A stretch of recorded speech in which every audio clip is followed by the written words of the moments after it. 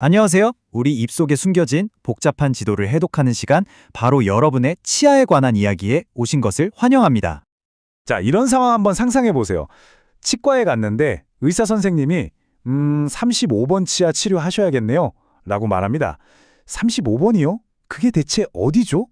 바로 이 질문에 대한 답을 찾아가는 것으로 오늘 이야기의 문을 열어보겠습니다. 궁금하시죠? 우리가 오늘 함께 떠날 여정은 이렇습니다. 먼저 치아의 알파벳이라고 할 수 있는 번호 체계의 암호를 풀어볼 거고요. 그 다음엔 치아 하나하나의 기본 구조를 살펴볼 거예요. 그러고 나서는 앞니와 송곳니 같은 전문가들, 어금니라는 일꾼들, 그리고 마지막으로 우리 인생의 첫 치아였던 1세대, 유치에 대해서도 알아볼 겁니다. 정말 흥미진진하겠죠? 자, 그럼 첫 번째 파트입니다. 한번 생각해 보세요. 우리 입안에는 32개나 되는 치아가 있잖아요. 그럼 전문가들은 이 많은 치아들 중에 어떻게 딱 하나를 쿡 집어서 정확하게 소통할 수 있을까요? 그 비밀이 바로 이 번호 체계에 있습니다. 이 표가 바로 치과계의 로제타석이라고 할 수 있습니다. 여러 가지 방식이 있는데요. 전 세계적으로 가장 널리 쓰이는 FDI 방식은 입안을 오른쪽 위, 왼쪽 아래, 오른쪽 아래 이렇게 네 구역으로 나눠서 번호를 매기고요. 미국에서 주로 쓰는 유니버설 방식은 아주 간단해요. 그냥 1번부터 32번까지 쭉 순서대로 세어 나갑니다. 그리고 팔머 방식은 좀 독특한 기호를 쓰죠. 언어는 조금씩 다르지만 결국 모두 같은 치아를 정확히 가리키고 있는 셈입니다. 그럼 아까 그 수수께끼로 돌아가 볼까요?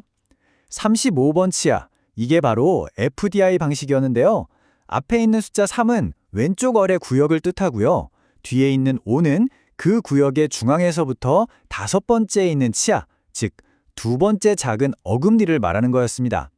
이제 미스터리가 풀렸죠? 자, 이제 치아의 위치를 찾는 법은 알았으니까요. 각 치아의 생김새, 그 특징을 묘사하는 법을 배워볼 시간입니다. 치아의 언어를 배우기 위한 필수 어휘들을 한번 익혀보죠. 먼저 교두입니다. 이건 쉽게 말해서 치아라는 지형의 삼봉우리라고 생각하시면 돼요. 우리가 음식을 씹을 때 제일 먼저 음식물을 잘게 부수는 역할을 하는 아주 중요한 부분이죠. 여기서 되게 재미있는 건요. 이 복잡해 보이는 지형이 마치 레고 블록처럼 단순한 부품들로 조립된다는 거예요. 삼봉우리, 즉 교두 정상에서 흘러내리는 삼각융선이라는 산비탈 두 개가 만나면요.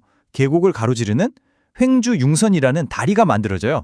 그리고 특히 위 어금니에는 사주융선이라는 아주 특별한 대각선 길이 나 있기도 합니다.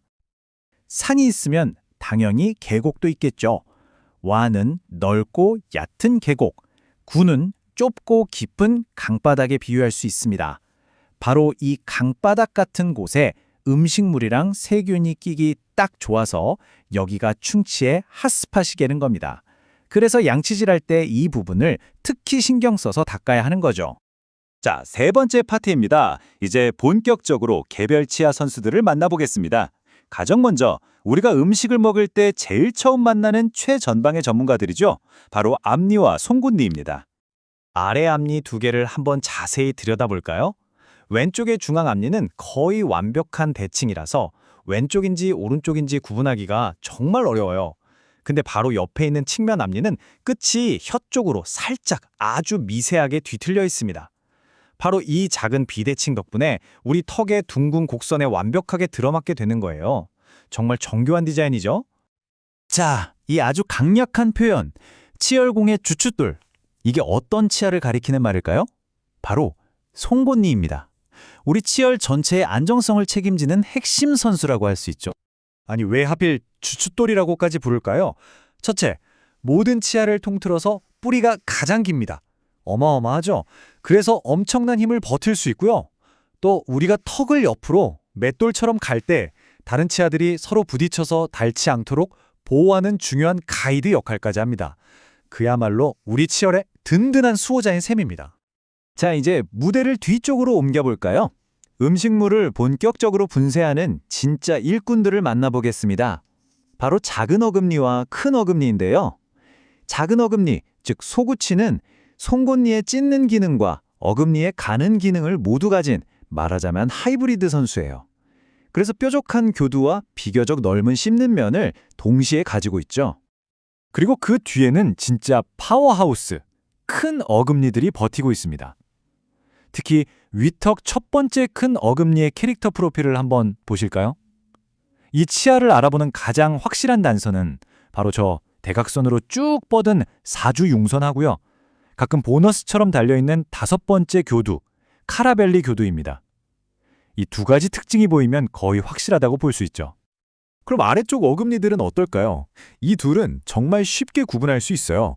교두 개수랑 씹는 면의 홈 모양만 보면 되거든요.